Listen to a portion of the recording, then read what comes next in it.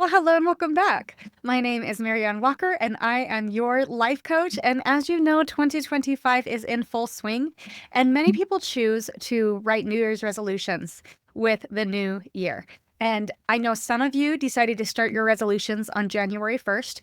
Others of you decided to wait till the first Monday, which would have been this last week. And still others of you really are mindful about using this season of winter as a time to turn inward and self-reflect. And then you set your goals and resolutions in the springtime when things feel a bit more naturally expansive. So, wherever you're at in your goal journey, make sure that you bookmark this episode as well as all of them for January. So, make sure you're subscribed because we're going to be talking about goals for the entire month.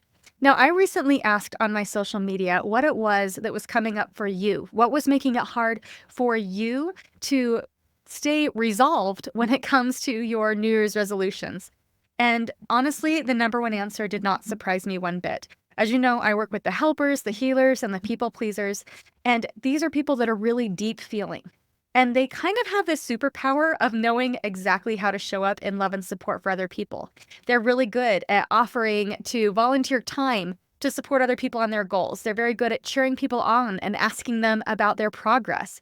These are the best cheerleaders and the best supporters that I know. And also, it might not surprise you that the number one answer that people shared when it comes to what's making it hard for them to maintain their resolutions was feeling unsupported by others. So while these are people that are amazing at showing up for other people, they're often left feeling unsupported themselves. So let me give you a few examples of what that unsupport looks like, right? So maybe it's a partner who is bringing home all of the sweet treats and all the leftovers from work when you're trying to cut sugar. Or maybe it's friends inviting you to go out when you're trying to quit drinking, but every single activity seems to be taking place with drinks. Or maybe somebody's even explicitly stating to you that, hey, that's really inconvenient for me, for you to make these changes. This is really hard for me. Haven't you thought about me? And it can be really hard when you are a deep feeling person to see that people aren't willing to accommodate. They're not as intuitive when it comes to knowing what it is that you might need by way of support. So they're just going about their lives doing things the way they always have while you're trying to make big changes. Or they're explicitly telling you, hey, that's super inconvenient for me to make changes. And it's just really overwhelming. So I totally understand that overwhelm. And yeah, it can feel really discouraging. So today I want to share with you 3 tips on how to continue to move forward with your goals, even when you're feeling unsupported. And my number one tip is practice being okay with other people feeling uncomfortable. I've said it on this podcast before, and I'm going to say it again. Either way, you're going to be uncomfortable. Discomfort is a part of life. Life is 50-50, and half of it doesn't feel super great. So when you're making these changes, remind yourself that, okay, either way, I'm going to feel uncomfortable. I'm either going to feel uncomfortable with things remaining exactly the same, and I already know what result that created. Or I can feel uncomfortable creating something new that, yeah, while it's going to be a little bit of short-term discomfort, ultimately, I'm going to be a happier, healthier, more balanced version of me. So allow other people to be a little bit uncomfortable as you are making these changes. It's actually totally normal for them to be a little bit uncomfortable also, because they've come to expect you to show up in a certain way. They're expecting you to show up the way that you have in 2024. They want the old you that they already know how accommodating you were. They already knew what your schedule was like. They knew how flexible you'd be. They come accustomed to all of the ways that you showed up as your past self. And now you're working to create change for yourself, and it might kind of shake things up a bit. It's okay for them to feel a little bit uncomfortable with that, and it's okay for you to make those changes. So practice being okay with them experiencing a little bit of discomfort as you make those changes. Because the truth is that you're making changes, it does actually have an impact on those around you. So not only is it in their mind about all of the ways that you used to show up and now they feel a little bit uncomfortable with you making changes, but it might legitimately have an impact on them. For example, maybe that's the way your partner shows love is by picking you up a sweet treat every time they go to the store. So the first time they come home with a sweet treat in the new year and you're reminding them, oh, remember, I'm not having sugar anymore. They might feel that it's a rejection of them. They might feel kind of uncomfortable because they're thinking, oh no, now I have to find a new way to demonstrate my love. But guess what? It's okay for them to feel uncomfortable in that way. That is a good form of discomfort, a discomfort that is propelling them to find more ways to love you and more supportive ways to love you is actually a wonderful form of discomfort. Or maybe your partner is feeling a little bit uncomfortable because you've decided that you want to work out first thing in the morning, and that means that your alarm is going off earlier. So it might be impacting their sleep. They might have to adapt when they go to bed or when they wake up accordingly because you're making changes. But that still doesn't mean that you shouldn't make the changes that you're making, that you shouldn't become that healthier version of you. So acknowledge that, yeah, they're going to be a little bit uncomfortable. I'm going to be a little bit uncomfortable. That is a part of the process, and it's okay.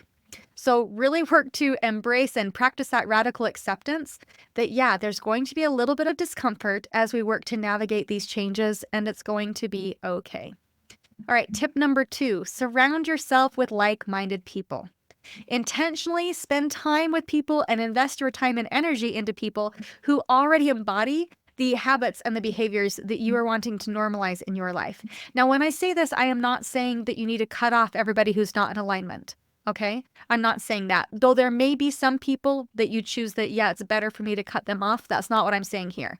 But what I am saying is intentionally invest into the people that are in alignment with the goals that you want to make. And not only in alignment, but it's something that feels normal and natural. It's a normal and natural part of their lives.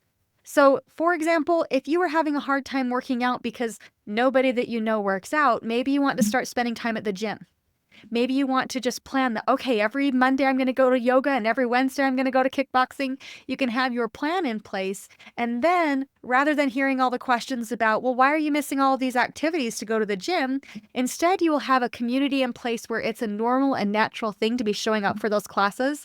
And instead, you'll be getting questions like, oh, hey, yeah, also, am I going to see you next Wednesday? And hey, I missed you in class. And it will be questions that will help to encourage your showing up in the ways that you really want to create that lasting change.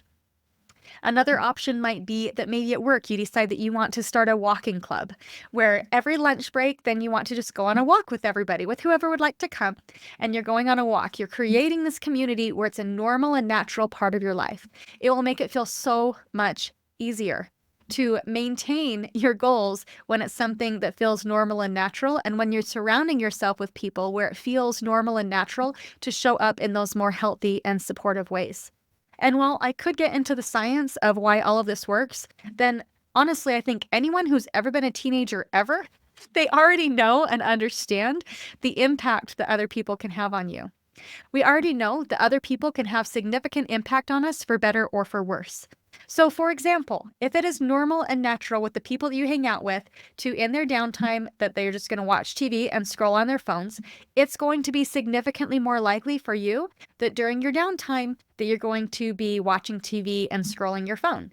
And it might even be so normal and natural that when you get together, that's all you talk about is, oh, did you see The Bachelor last night? Right? You're going to be talking about all of those things because that's what's normal and natural. If, however, you're spending time with people where in their downtime, then they spend their time listening to music, going to concerts, or reading a book, then when you get together, it's going to be normal and natural to talk about, oh, hey, what are you reading? Oh, should we start a book club on it? Oh, what concert do you want to go to? That's going to feel normal and natural. And you get to pick which of those options is most supportive for you. If you're spending time with people where they're kind of pessimistic and gossipy, it is more likely that you will be pessimistic and gossipy. But if you're choosing to intentionally invest into people that are all about self-development, that listen to amazing podcasts like this one, and that try really hard to be positive, then it's more likely that when you get together, it's going to be like, oh, hey, did you listen to that last episode on Marianne's podcast? It was so good. Let's talk about it and see what we can do. It's going to be a completely different conversation when you're intentionally investing into those spaces and making that a normal and natural part of your life. So build that community and make it feel normal and natural to reduce that resistance and also naturally create that level of support that you're seeking as you work towards your goals. All right, and tip number 3, remind yourself of your why. Look at the deeper purpose behind the habits and behaviors that you want to implement. On the surface, it's like, oh yeah, I want to lose 5 pounds. I want to quit sugar. I want to whatever, right? We tend to focus a lot on the action, but ask yourself, what's underneath that? What's my why? Okay, well, maybe I want to cut sugar because I have just discovered I'm pre-diabetic and I really want to improve my health. Keep that in the forefront of your mind. Remember what your why is. Maybe you want to work out not just so that you can look amazing in your swimming suit in the summer, but also because you want to increase your mobility and your longevity of life. You want to live longer. You want to reduce pain. Notice what it is that your why is and be really conscientious about that. And when you really remember your why, it can help us to power through, even when we're feeling a little bit discouraged or a little bit unsupported, when we really feel into that. So feel into your why. All right, so your challenge for this week is first to identify an area where you have held back. And this might be out of fear of other people's reactions, or maybe you fear that you won't be supported. But identify one area where you've been holding back out of fear. And then the second thing I want you to do is seek out a person or a community, this can be in person or online, where you can feel supported. Seek out that support on purpose. I know many of my listeners, one thing that really holds them back is just asking for support. In fact, that might be one of your goals for this year is asking for support. Some of the changes that you're making, they might actually require some support from others. You might need support with maintaining your household or watching the kids. You might need some things in place in order for you to succeed. And it's okay to ask for help. Don't let your fear that somebody will say no prevent you from showing up for you. You're really good at showing up for other people. And remember, their brains don't work like yours do. They don't know what it is that you need. So lean into that discomfort of actually making a request, asking them to show up for you, telling them, hey, I could really use a buddy going on a walk. Could you come with me? I would really appreciate it. Or, hey, I would really appreciate it if we could just keep all sugar out of our house completely. Is that something we could do? Or maybe you just keep it out of sight from me so that I don't have to see it.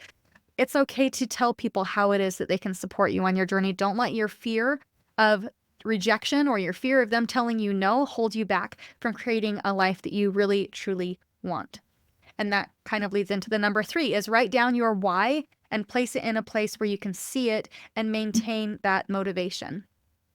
So if you are feeling unsupported, if you are not even sure where to start. Maybe you weren't sure how to set boundaries around your goals. Maybe you aren't sure how to make requests of other people. Maybe you're struggling to find a community of support. You're struggling for the goals that you've set to feel normal and natural. You find other obstacles in your way. If so, I am here to help you. So come and work with me. I would love to work with you. You can find all of my contact information in the show notes. I work with my clients on a 6-week basis. Some people, they work with me for 6 weeks and then that's all that we do. And they're great. Others have actually been working with me for over a year now. And we just really enjoy that time together. And we kind of shift up our goals in 6-week increments. In fact, it's kind of interesting. I've made a point to ask all my clients with the new year if they have resolutions that they would like help and support with. And some of my newer clients, they say, yes, this is what I want to work on, and this is great. And others of my clients, because we have been working together in 6-week increments, then we kind of just set a goal for every 6 weeks. And that's kind of how it works. It helps it to feel a bit more digestible, a bit more doable. And so if you would like to work with me, I would love to work with you, and we can work around whatever it is that's coming up for you for whatever time you would like to work together.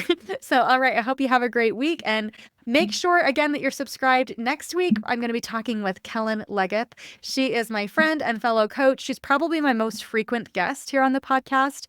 And I always love our conversations. We're going to be talking next week about how to make 2025 a love letter to you. Just as a little sneak peek, one of the things she talked about that really resonated with me was so often we talk about hitting the ground running and starting it off hard and strong. And she really talks about starting the year off soft.